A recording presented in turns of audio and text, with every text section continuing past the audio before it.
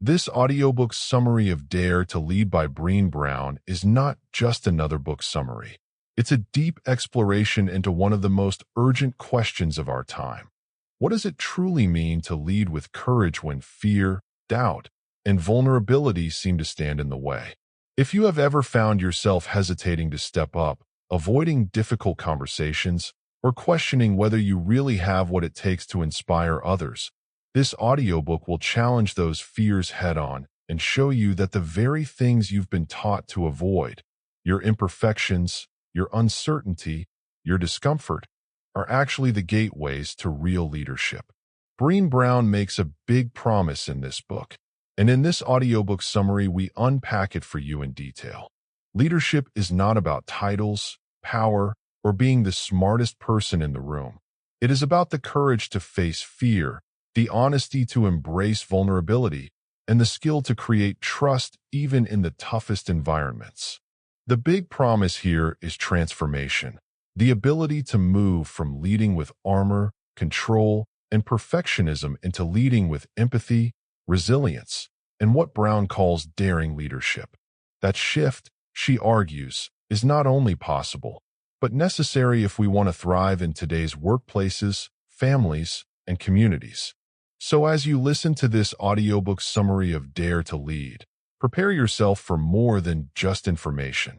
You'll hear about practical strategies, science-backed insights, and inspiring stories that will help you replace fear with courage, doubt with confidence, and hesitation with bold, daring action. Chapter 1. The Call to Courage.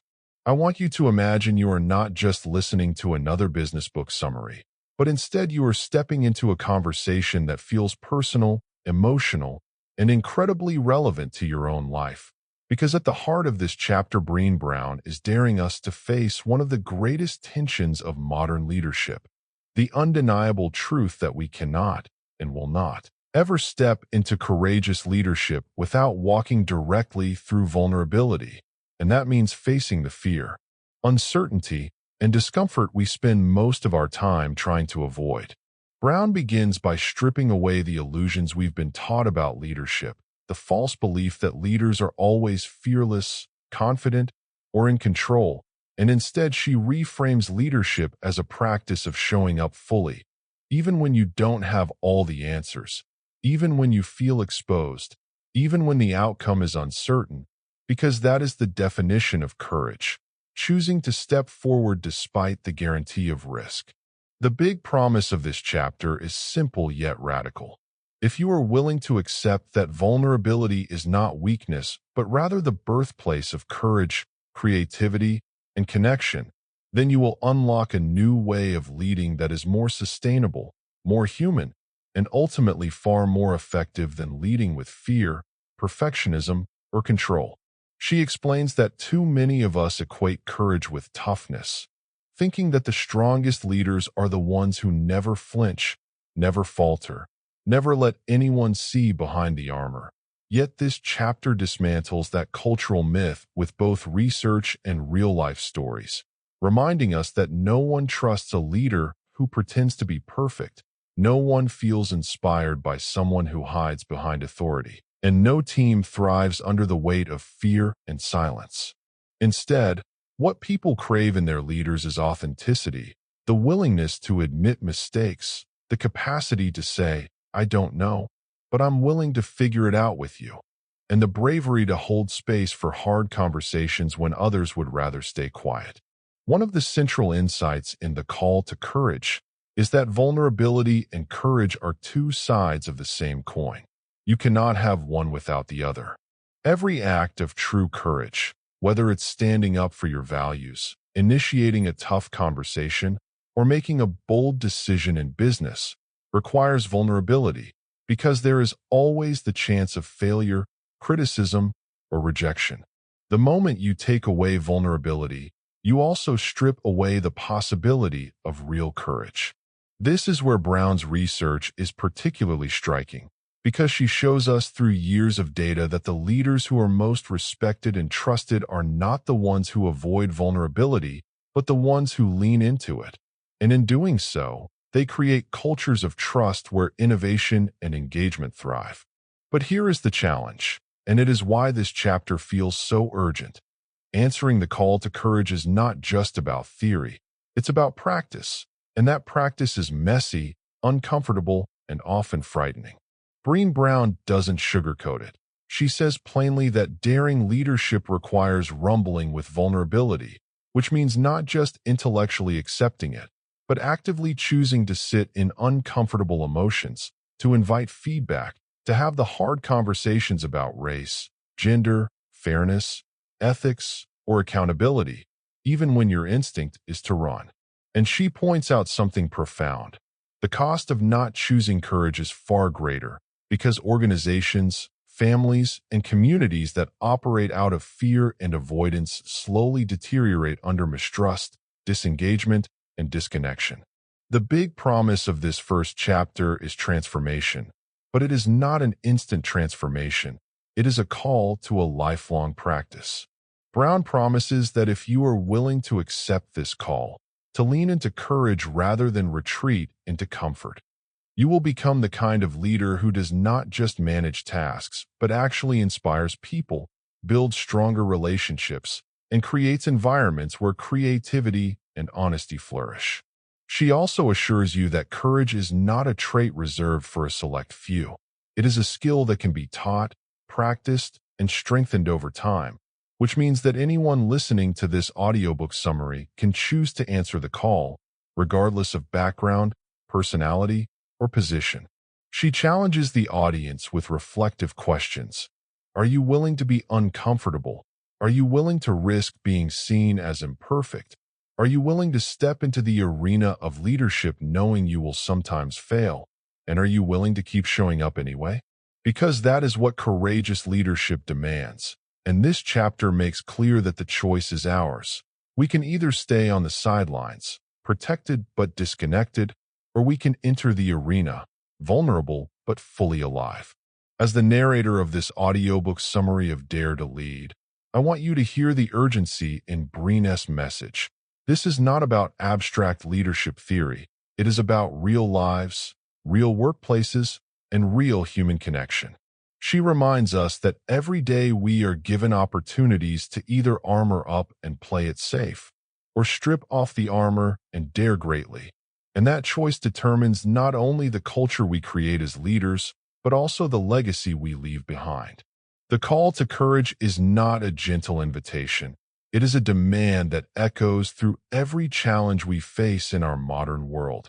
Because the problems of today cannot be solved with fear-based leadership. They require bold, daring, wholehearted leaders who are willing to do the hard, human work of vulnerability. And so, the chapter closes with a promise that runs like a golden thread throughout the entire book. If you dare to lead with courage, you will fail sometimes, you will stumble, you will feel exposed, but you will also experience deeper trust, stronger teams, and a sense of authenticity that no amount of control or perfection could ever give you. Courage, she insists, is contagious, and when one person dares to show up vulnerably, it creates permission for others to do the same, and that ripple effect can transform entire cultures. So, as you reflect on this book's summary of the call to courage, remember that Brené Brown is not asking you to be fearless. She is asking you to be brave enough to show up, even when fear is present, and to lead not with armor but with heart, because in the end, the call to courage is the call to live and lead as your truest self. Chapter 2 of Brené Brown's Dare to Lead, titled The Armory, is a vivid and compelling exploration of the protective strategies we all use to shield ourselves from the discomfort of vulnerability, strategies that might appear to protect us, but in reality keep us from leading with courage and authenticity. And in this chapter, Brown explains with clarity and honesty why these armors are so tempting, how they show up in our daily leadership practices, and most importantly, how we can begin the hard work of laying them down if we want to answer the call to daring leadership. The metaphor of the armory is powerful because it immediately evokes the image of heavy, rigid, protective gear, armor we put on before entering battle. Yet in the context of leadership, This armor is not made of steel, but of perfectionism, cynicism, emotional distance, and an obsession with control. And while it gives us the illusion of safety, it actually suffocates connection, stifles creativity, and prevents us from becoming the kind of leaders who inspire trust. The big promise of this chapter is straightforward but deeply transformative. If you can recognize your personal armors, if you can name them, and if you can commit to slowly dismantling them, then you will open the door to more effective leadership, deeper trust with others, and a more resilient ability to navigate conflict, uncertainty, and change. Brown begins by identifying the different types of armor leaders tend to wear, each one a learned strategy for avoiding vulnerability. Perfectionism, for example, masquerades as the pursuit of excellence, but is really a defense mechanism to avoid criticism. Because if everything is flawless, then no one can point out our flaws. Cynicism, another common form of armor, shows up as sarcasm, detachment, or constant skepticism, which protects us from disappointment but also prevents us from experiencing joy, creativity, or authentic engagement. Emotional stoicism, or the refusal to show feelings, often emerges in cultures where emotions are dismissed as weakness. And while this armor may keep us from appearing too soft, it simultaneously blocks us from forming genuine human connections with our teams. Control and micromanagement, another heavy shield, provide a false sense of security but also smother initiative and innovation in the people we lead. The armory, Brown argues, is full of these weapons and shields, and while each may have served us at some point in our lives, they now stand in the way of true leadership. She is careful to emphasize that this armor is not something we chose lightly. Most of us developed it as a way to survive criticism, shame, or environments where vulnerability felt unsafe. But what once protected us has become a prison, and the promise of this chapter is liberation. When you begin to lay down the armor, you free yourself and those around you to show up more fully, to take risks, to learn, and to create cultures where trust and innovation thrive.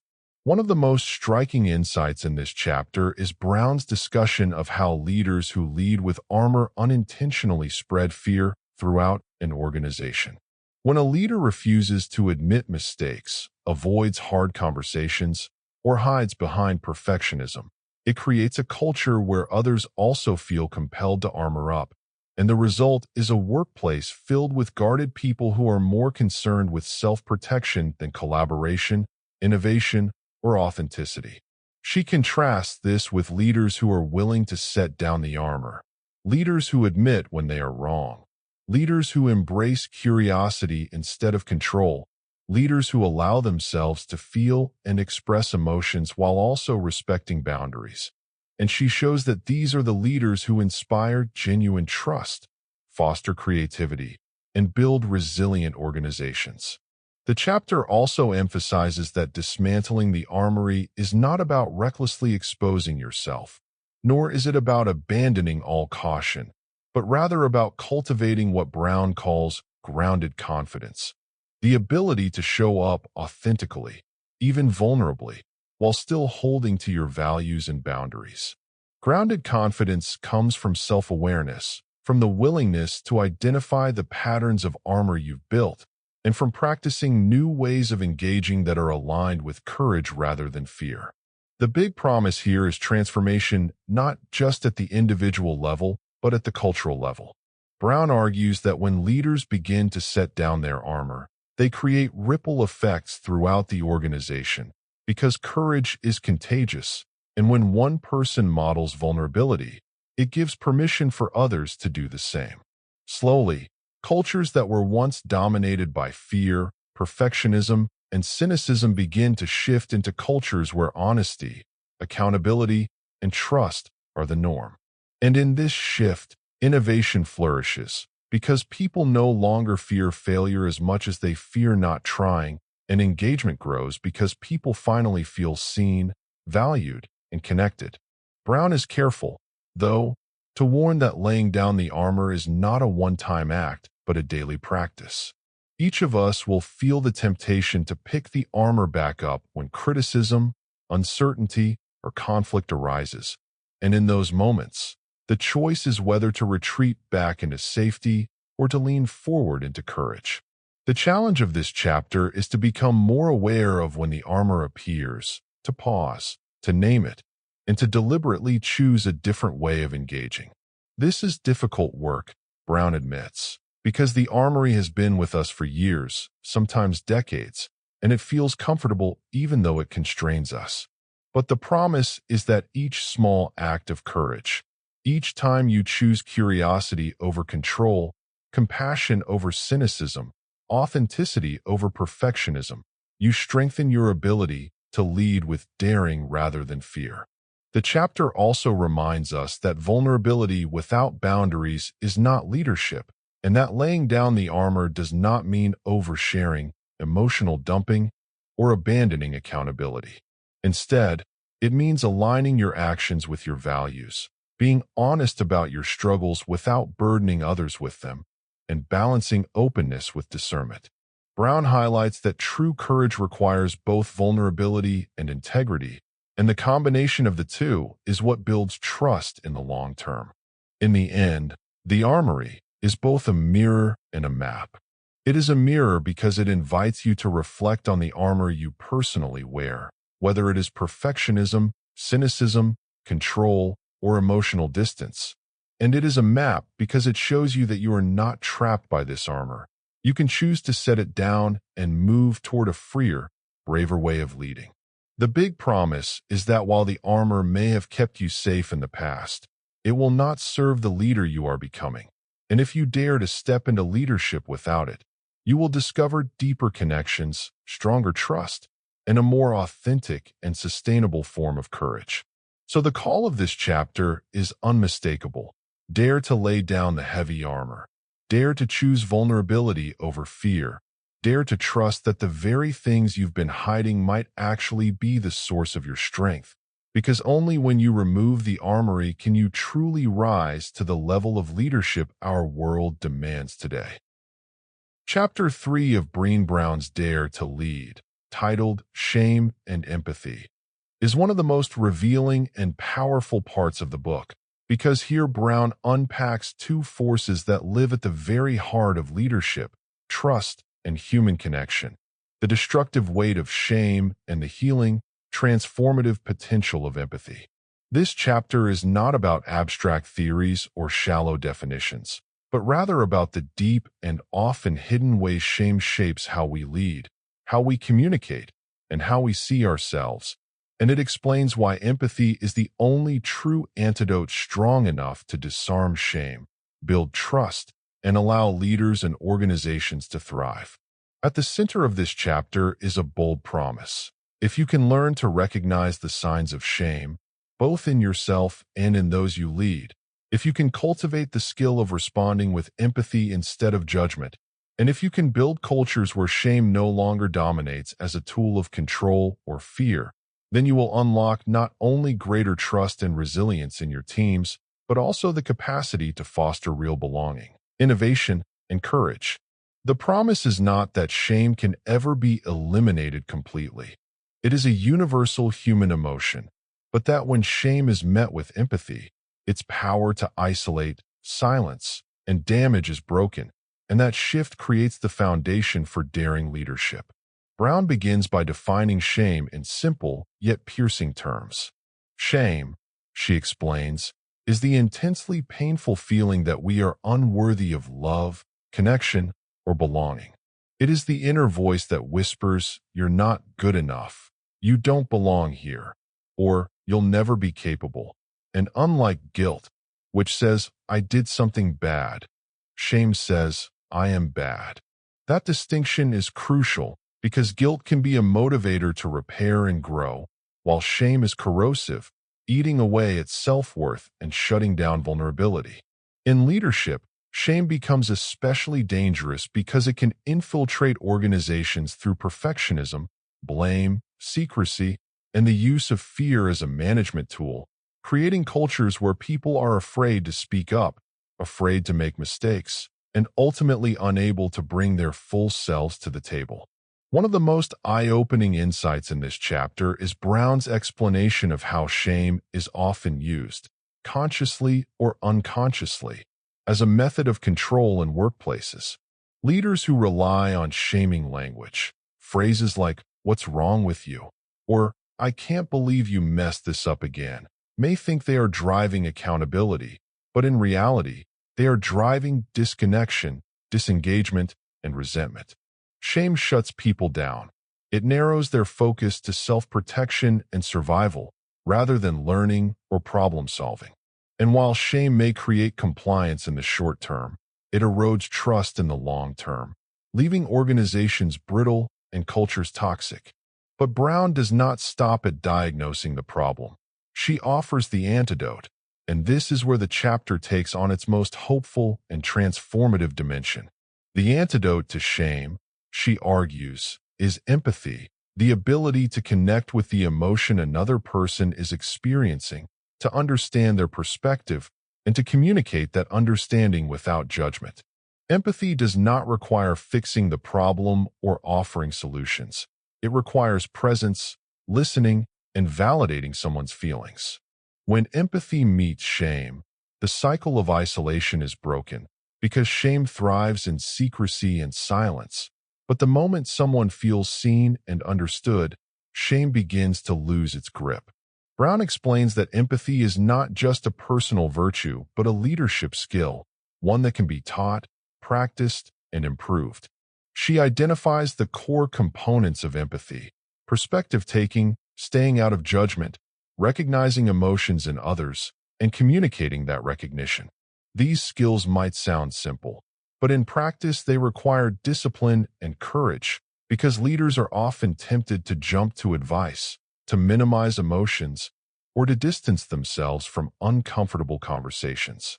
Yet when leaders choose empathy, they create the conditions for trust and psychological safety, which are essential for teams to innovate, collaborate, and thrive. The big promise of this chapter is that by replacing shame-driven cultures with empathy-driven cultures, leaders can foster resilience in individuals and organizations alike. Resilience here is not about avoiding failure, but about bouncing back from it. And empathy is the key because it allows people to process mistakes, learn from them, and move forward without being crushed by shame. Brown highlights that the most innovative and daring organizations are not the ones that avoid failure, but the ones that create safe spaces for honest conversation, feedback, and learning, and empathy is the thread that holds those spaces together. She also addresses the personal side of shame and empathy, reminding leaders that they must do this work within themselves before they can do it with others. Self-compassion, the practice of responding to your own shame with kindness instead of harsh judgment, is part of this equation. Leaders who cannot face their own shame tend to offload it onto others, but those who learn to respond to themselves with empathy become more capable of extending empathy outward. This is one of the most challenging but promising aspects of the chapter, the idea that daring leadership requires inner work, that courage and empathy begin not just with how you treat others, but with how you treat yourself. Another important promise in this chapter is clarity. When leaders replace shame with empathy, accountability becomes clearer, not weaker. Many people mistakenly believe that shame motivates people to do better, but Brown shows that shame actually undermines accountability by driving avoidance and blame. Empathy, on the other hand, creates a space where people feel safe enough to take responsibility, admit mistakes, and grow. This shift has profound implications for leadership because it means that you can hold people to high standards without shaming them. And in fact, you can achieve more sustainable accountability when you do so with empathy. In its closing sections, the chapter leaves the reader with a compelling vision, a world where leaders understand that their words and actions carry the power to either deepen shame or extend empathy, and where choosing empathy over shame has the potential to transform not just individual relationships, but entire organizational cultures. The promise is that if leaders commit to cultivating empathy, They will not only see stronger performance and engagement, but also create environments where people feel a true sense of belonging. And belonging is what fuels the courage to innovate, collaborate, and dare greatly. So the core of shame and empathy is both a warning and an invitation. The warning is clear. Shame, if left unchecked, will corrode trust, silence voices, and stunt growth, whether in individuals or organizations. The invitation is equally clear. Empathy, though it requires vulnerability and courage, has the power to heal, connect, and build cultures of trust that sustain daring leadership. The big promise is that by learning to replace shame with empathy, by practicing it within ourselves, modeling it in our leadership, and weaving it into our organizational cultures, we can dismantle the fear that holds us back and unlock the courage that moves us forward. Chapter 4 of Brené Brown's Dare to Lead, titled Curiosity and Grounded Confidence, delves into two critical qualities that form the foundation for daring leadership: the willingness to remain curious even in moments of discomfort, and the ability to cultivate grounded confidence that allows leaders to act with courage, clarity, and authenticity. In this chapter, Brown presents a profound yet practical message. Leadership is not about having all the answers, controlling every outcome, or projecting an image of infallibility, but rather about engaging the world with curiosity while simultaneously grounding oneself in core values, strengths, and self-awareness. The big promise of this chapter is transformative. If leaders can embrace curiosity over judgment and build grounded confidence, they will unlock the ability to make courageous decisions, foster trust, and create cultures where creativity, accountability, and innovation thrive, even amid uncertainty and fear. Brown begins by explaining the centrality of curiosity in leadership. Curiosity, she argues, is a form of courage because it requires us to remain open in situations where we might otherwise close down, react defensively, or default to our ego-protecting armor. Rather than assuming we know the whole story or rushing to judgment, curiosity invites us to ask questions, to listen deeply, and to explore multiple perspectives without fear of being wrong or appearing vulnerable.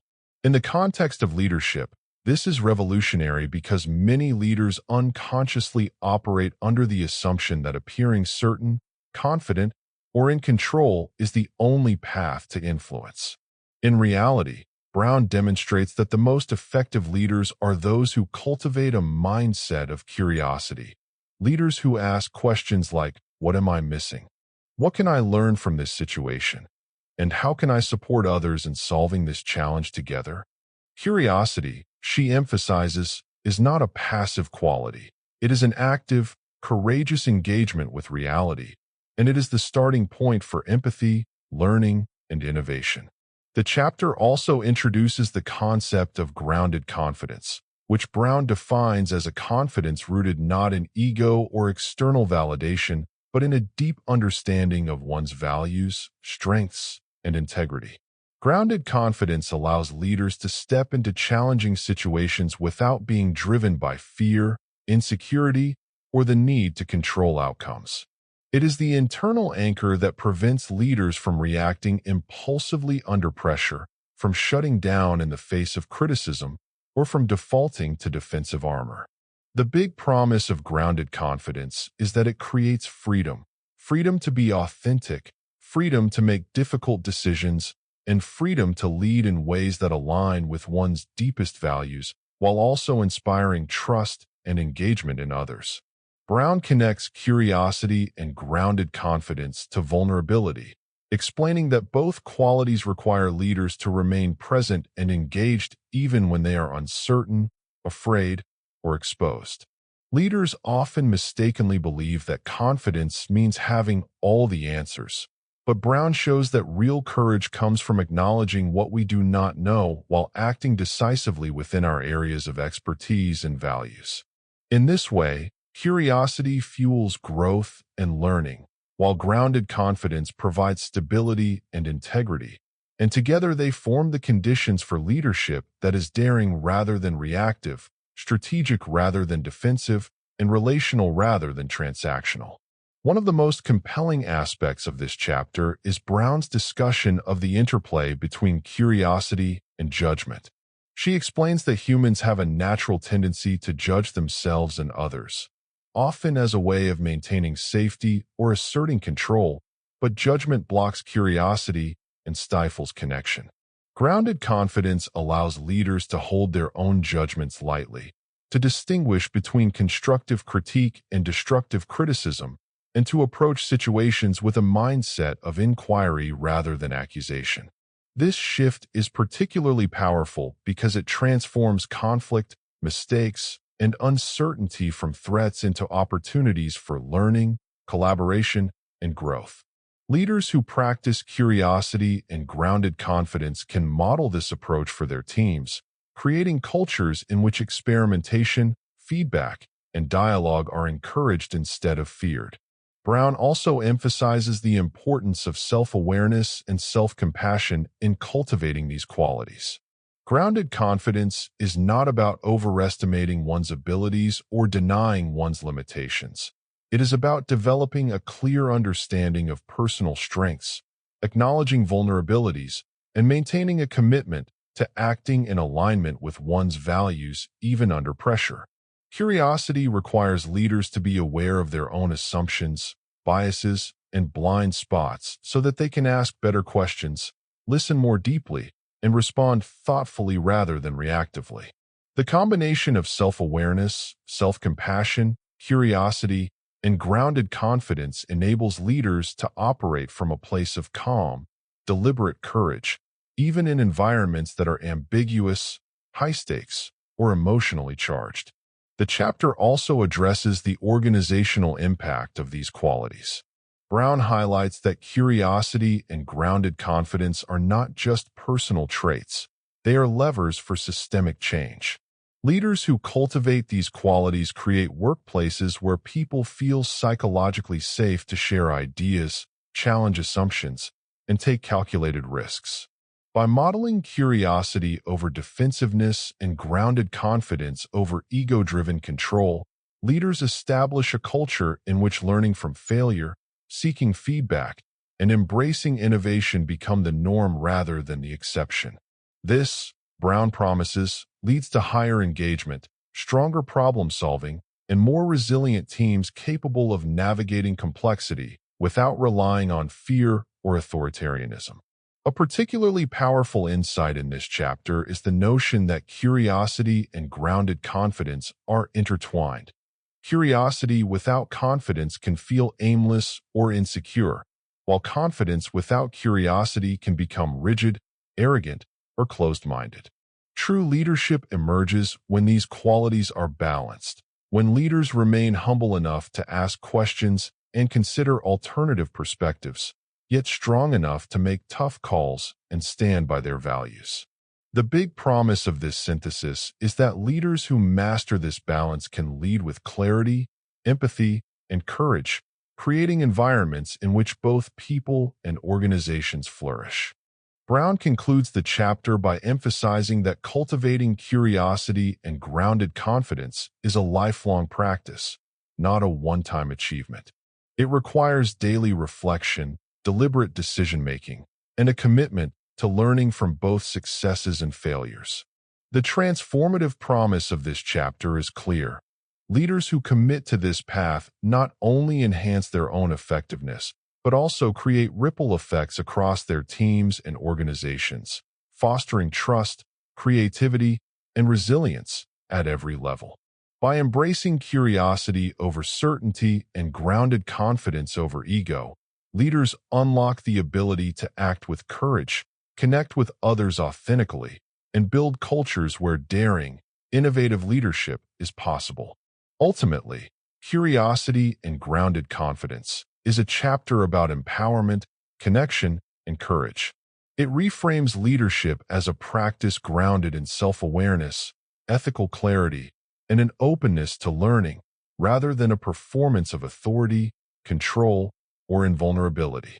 The big promise is that when leaders commit to cultivating these qualities, they not only enhance their own capacity for courage, but also inspire those around them to show up fully, take risks, and contribute their best work, creating workplaces and communities that are stronger, more resilient, and more human. Chapter 5 of Brené Brown's Dare to Lead, titled Living into Our Values, is a profound exploration of what it truly means to lead with integrity, authenticity, and courage, emphasizing that leadership is not defined by titles, authority, or performance metrics, but by the consistent alignment between what we say we value and how we behave in real-life situations. And the big promise of this chapter is transformative. When leaders intentionally identify and operationalize their core values, they cultivate personal clarity, build trust with others, and create cultures where courage, accountability, and human connection flourish even in the face of uncertainty, conflict, and high stakes. Brown begins the chapter by addressing a common disconnect in leadership. Many people claim to value honesty, fairness, empathy, or innovation, but in practice, their decisions, behaviors, and reactions often contradict those professed values. This gap between stated values and lived behavior is a primary source of mistrust, disengagement, and cynicism within organizations, because people notice when leaders fail to act in alignment with what they claim to stand for. Living into our values, therefore, is not an abstract exercise. It is a daily practice of translating our most deeply held beliefs into concrete actions, choices, and interactions that consistently demonstrate who we are and what we care about. The big promise here is that when leaders align values and behavior, they create credibility, authenticity, and psychological safety, which in turn fosters innovation, collaboration, and resilience. A key insight Brown presents is that values are not the same as goals. Goals are outcomes we aim to achieve, often with deadlines, performance metrics, or tangible benchmarks. Values, in contrast, are the guiding principles that shape every decision, interaction, and response, and they provide a compass in situations where rules are unclear, stakes are high, or emotions are intense. Brown emphasizes that identifying a small set of core values, typically 3 to 5, is more effective than a long laundry list because clarity and focus allow leaders to make consistent choices under pressure. Once these values are articulated, the challenge becomes operationalizing them, which means defining behaviors that concretely demonstrate each value in everyday leadership practices. This is where the transformative promise of the chapter becomes actionable. Leaders who take the time to operationalize their values reduce ambiguity, enhance accountability, and cultivate environments in which teams can trust not just what leaders say, but what they consistently do. Brown illustrates the dangers of failing to live into our values by examining common leadership behaviors that undermine trust. Leaders may claim to value transparency, yet withhold crucial information. They may claim to value courage, yet avoid difficult conversations. They may claim to value inclusivity, yet allow biases or favoritism to influence decisions. Each of these gaps between stated and lived values sends subtle but powerful signals that erode trust, increase fear, and reduce engagement. Living into values, therefore, is not just an ethical choice. It is a strategic one because it directly affects organizational culture, performance, and the ability to inspire others to show up fully and take risks. The big promise here is that alignment between values and behavior creates a feedback loop in which trust fosters courage, and courage reinforces ethical, authentic leadership practices. A particularly compelling aspect of this chapter is Brown's discussion of values under pressure. She emphasizes that it is easy to live according to values when circumstances are calm, predictable, or low stakes. But the real test comes when leaders are under stress, facing ambiguity, or confronted with conflict. It is precisely in these high-pressure moments that leaders often default to fear, self-protection, or expediency, which can betray their core values and damage credibility. Brown's insight is that intentional reflection, preparation, and practice are required to maintain alignment in these moments. By identifying specific behaviors that exemplify core values, leaders can rehearse how they will act in difficult situations, thereby strengthening their ability to make courageous, values-based decisions even under pressure. The promise of this practice is profound. Leaders who can consistently act in alignment with their values become anchors of stability, trust, and inspiration for their teams, regardless of external turbulence. Brown also explores the relationship between values and accountability. Living into our values is not simply a personal endeavor. It shapes the culture and expectations of the teams and organizations we lead. When leaders model values-based behavior, they set clear norms for how others are expected to behave, creating a framework for constructive accountability. Conversely, when leaders fail to embody their values, they undermine accountability because people naturally mirror the inconsistencies they observe at the top. The chapter promises that leaders who operationalize and live their values create environments where accountability is grounded in shared principles rather than fear, punishment, or control, fostering sustainable engagement, collaboration, and performance. An important practical takeaway in this chapter is Brown's emphasis on identifying and naming core values. She suggests a process that begins with introspection and reflection, considering what principles have guided one's life, career, and decisions, and identifying moments of pride, inspiration, and integrity. From this process, leaders can distill a handful of values that truly resonate, and then translate those abstract principles into specific, observable behaviors that can guide decision-making and daily interactions. This approach transforms values from aspirational statements into actionable tools that shape culture and behavior. The promise is that clarity of values, combined with consistent action, creates confidence, trust, and a sense of alignment that empowers leaders and their teams alike. Brown also addresses the emotional and psychological dimension of living into values. Leaders who act in alignment with their values experience greater resilience, self-respect, and grounded confidence because they are no longer forced to compromise their integrity or suppress their authentic selves. Conversely, leaders who act contrary to their values experience stress, dissonance, and diminished credibility. The chapter emphasizes that courage and ethical leadership are inseparable from values-based behavior. Daring leaders are not those who take risks for personal gain or visibility, but those who act in ways that reflect their deepest principles, even when doing so is uncomfortable, risky, or unpopular. The promise is that values-driven leadership creates both inner stability for the leader and outward stability for the teams and organizations they influence. Finally, Brown reinforces that living into values is a daily practice, not a one-time achievement. It requires continual reflection, evaluation, and recalibration. It demands honesty about when behavior aligns and when it falls short, and the willingness to course-correct in real time. The promise is that by committing to this ongoing process, leaders not only strengthen their own courage and integrity, but also cultivate cultures of trust, accountability, and engagement that enable others to show up fully, take risks, and innovate without fear.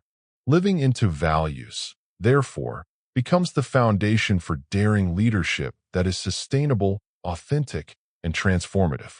In summary, living into our values is both a call and a roadmap. It calls leaders to identify and embody their most important principles, and it provides a roadmap for translating those values into tangible behaviors, daily decisions, and organizational norms. The big promise is that leaders who do this work will inspire trust, build resilient and courageous cultures, and lead with authenticity and integrity in a way that transforms both their own lives and the lives of those they influence. Values are not just statements on a wall.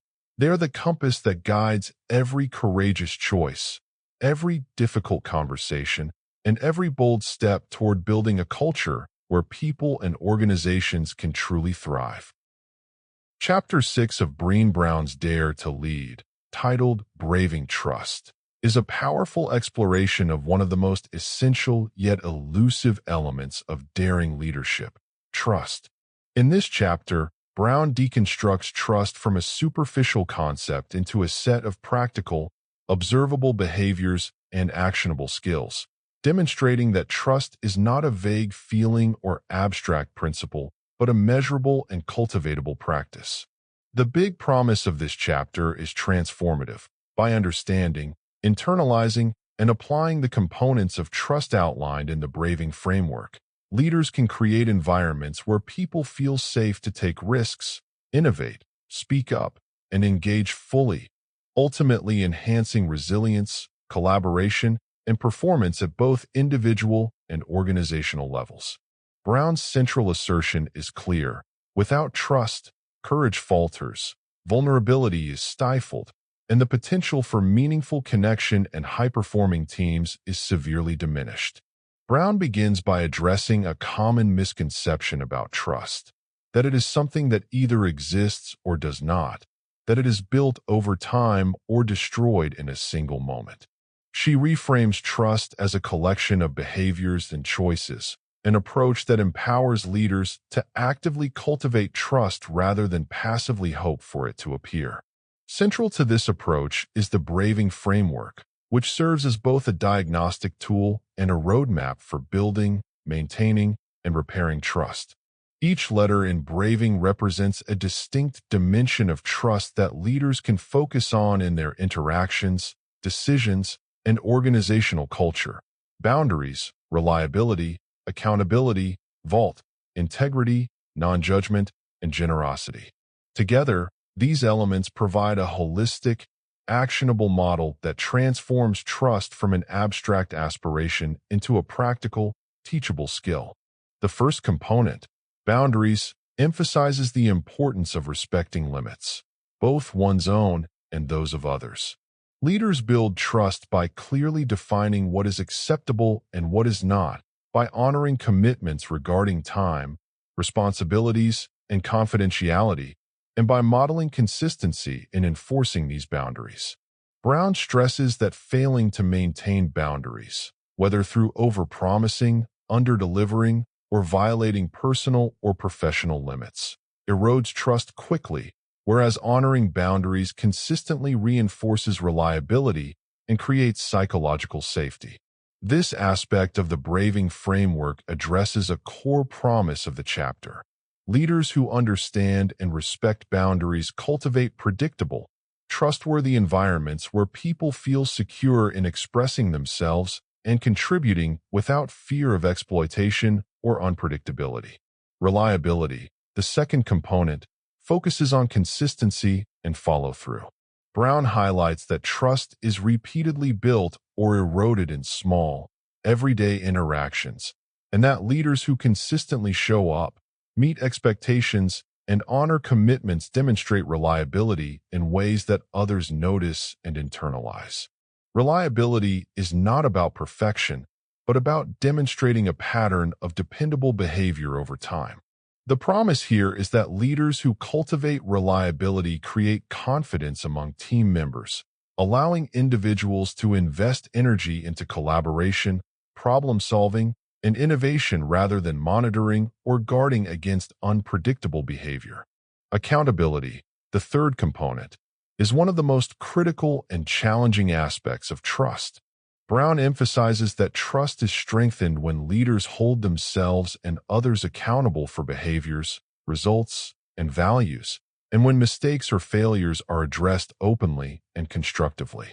Accountability requires courage because it involves having difficult conversations, admitting when one has fallen short, and addressing breaches without resorting to shame or punitive measures. The transformative promise is that leaders who embrace accountability cultivate cultures of learning and growth, where people are empowered to take responsibility, repair harm, and improve performance without fear of humiliation or retribution. The vault represents confidentiality, the ability to keep information shared with trust private. Brown emphasizes that people need to know their personal, professional, or sensitive information is respected and protected because breaches of confidentiality destroy trust instantly. Leaders who safeguard the vault signal that they are worthy of being trusted with vulnerability, creating space for honest dialogue, innovation, and collaboration. This principle reinforces the promise that trust, once cultivated, enables deeper connection and risk-taking, essential for courageous and daring leadership. Integrity is another essential component, defined as choosing courage over comfort, practicing values consistently, and doing the right thing even when it is difficult. Brown asserts that integrity is the backbone of leadership trustworthiness. When leaders act in alignment with their values and ethical principles, their words and actions are congruent, and others can rely on their judgment and guidance. The promise here is that integrity not only builds trust directly, but also reinforces other components of braving, creating a stable foundation for resilient and ethically sound organizations. Non-judgment involves creating a space where people feel safe to express themselves, share ideas, or admit mistakes without fear of criticism or ridicule. Brown highlights that leaders who respond with curiosity, compassion, and understanding rather than judgment cultivate psychological safety, allowing innovation and learning to thrive. This principle is transformative because it frees people from the paralytic fear of judgment, encouraging engagement, honesty, and collaborative problem-solving. Finally, generosity represents the presumption of positive intent, extending trust to others even when there is uncertainty. Leaders who practice generosity assume good motives, give grace, and offer support, which strengthens relational bonds and encourages reciprocal trust. Brown emphasizes that generosity and trust does not mean naivety, but rather the deliberate choice to approach relationships with openness, compassion, and confidence in human potential. The promise is that leaders who model generosity of trust inspire similar behavior in their teams, creating a culture of reciprocity, psychological safety, and courage. Throughout the chapter, Brown underscores a crucial insight. Trust is fragile, easily eroded, and yet remarkably resilient when actively cultivated through consistent behaviors. The Braving Framework offers a practical roadmap for this cultivation, empowering leaders to take responsibility for the trust they build or break in every interaction. The big promise of the chapter is that trust, once operationalized through braving, transforms the workplace from a space of fear, defensiveness, and disengagement into a culture of courage, collaboration, and high performance. Leaders who master this framework are able to encourage vulnerability without risk of exploitation, promote accountability without shame, and inspire innovation without fear, creating environments in which people can bring their full selves to work. Brown concludes by emphasizing that daring leadership requires intentionality and courage in building trust. It is not enough to assume trust exists or to rely on past reputation. Trust must be nurtured continuously through observable behaviors, ethical consistency, and empathetic engagement.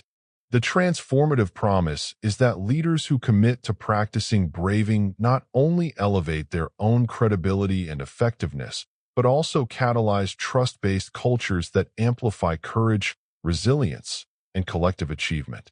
In essence, trust is the currency of daring leadership, and mastering its principles is both a profound responsibility and an extraordinary opportunity for transformative impact.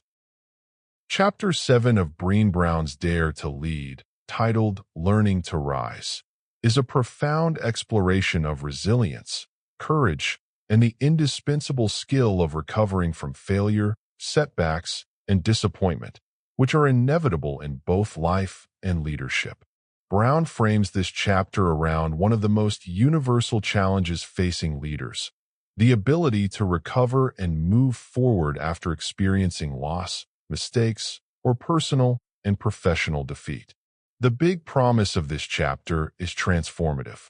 Leaders who master the art and science of rising from adversity not only develop personal resilience and grounded confidence, but also cultivate environments that foster courage, accountability, and innovation, because teams modeled by leaders who navigate failure effectively learn to embrace challenges, take smart risks, and persist in the face of uncertainty without fear of shame or ridicule. Brown begins by confronting a pervasive cultural myth that many leaders, and people in general, internalize: the idea that failure is a sign of weakness, incompetence, or moral deficiency. She dismantles this misconception by presenting research and real-world evidence showing that failure is not only inevitable, but also a critical source of growth, learning, and innovation. Leaders who avoid failure, cover up mistakes, or punish themselves and others for falling short inadvertently create cultures of fear, stagnation, and disengagement. In contrast, those who learn to rise transform failure into feedback, disappointment into insight, and setbacks into opportunities for development. The promise of this approach is clear. Learning to rise is not about avoiding pain. It is about developing the courage, skill, and emotional intelligence to respond constructively to it. A central theme in the chapter is the idea of the reckoning, the rumble, and the revolution, which Brown presents as a three-step framework for rising after failure. The first step, the reckoning, requires leaders to acknowledge and name their emotions honestly without judgment, whether it is shame, anger, disappointment, fear, or grief. Brown emphasizes that denial or suppression of these emotions compounds their negative impact, whereas naming them allows leaders to regain clarity, agency, and focus. This step is essential because it prevents emotional residue from undermining subsequent decision-making or interactions with others, and it promises the capacity to confront setbacks with courage rather than avoidance. The second step, the rumble, is the deliberate and often difficult process of engaging with the story of what happened, exploring personal and systemic factors, and taking responsibility for one's actions without succumbing to shame or self-blame. Brown emphasizes that this process is not about assigning blame to others or fostering guilt, but rather about rigorous reflection and accountability that clarifies lessons learned and informs future actions. Leaders who commit to the rumble develop a nuanced understanding of failure, gain insight into patterns and vulnerabilities, and cultivate grounded confidence that allows them to act with integrity and courage in subsequent situations. The promise here is that reflection and accountability, when paired with self-compassion, transform mistakes into stepping stones rather than stumbling blocks. The third step, the revolution, represents the transformative action that follows reckoning and rumbling. Leaders take what they have learned from failure, integrate it into their values, strategies, and behaviors, and use it to move forward in a more informed, courageous, and resilient manner. Brown illustrates that this revolution is where daring leadership manifests, where leaders model courage in real time, embrace risk with awareness, and create environments where teams are encouraged to experiment, innovate, and learn from mistakes without fear of shame. The promise embedded in this framework is profound. Learning to rise transforms failure from a source of fear into a generator of courage, competence, and trust. Another critical insight in this chapter is Brown's exploration of the role of vulnerability in rising. She asserts that the ability to confront failure and recover effectively is inseparable from the willingness to be vulnerable. Vulnerability here is not weakness. Rather, it is the recognition that uncertainty, risk, and emotional exposure are inherent in leadership and life. Leaders who allow themselves to feel, acknowledge, and express vulnerability demonstrate authenticity and courage, which in turn fosters trust and engagement within their teams. The chapter promises that when leaders model this vulnerability, they signal permission for others to do the same, creating a culture where mistakes are treated as opportunities to learn rather than threats to status or belonging. Brown also addresses the connection between shame resilience and learning to rise, emphasizing that the ability to overcome setbacks is directly linked to how leaders process shame. Shame, she reiterates, tells us, "I am inadequate," or "I am unworthy," whereas resilience involves the counteracting skills of recognizing shame triggers, practicing empathy, and reaching out for support when needed. Leaders who cultivate shame resilience are better equipped to navigate setbacks without internalizing blame destructively or projecting fear onto others. The promise here is that by developing shame resilience, leaders enhance both personal well-being and organizational health, enabling teams to approach challenges with curiosity, courage, and a sense of shared responsibility. Practical tools and strategies in this chapter include reflective exercises, journaling, and structured debriefs that help leaders identify emotional responses, clarify lessons, and design actionable plans for improvement. Brown emphasizes that learning to rise is not a passive experience. It is an active, intentional, and iterative process requiring self-awareness, deliberate practice, and accountability. She demonstrates that resilience is a skill that can be strengthened over time, and that leaders who commit to this practice not only recover from setbacks faster, but also model constructive behavior that others internalize, creating a culture of persistence, learning, and courageous action.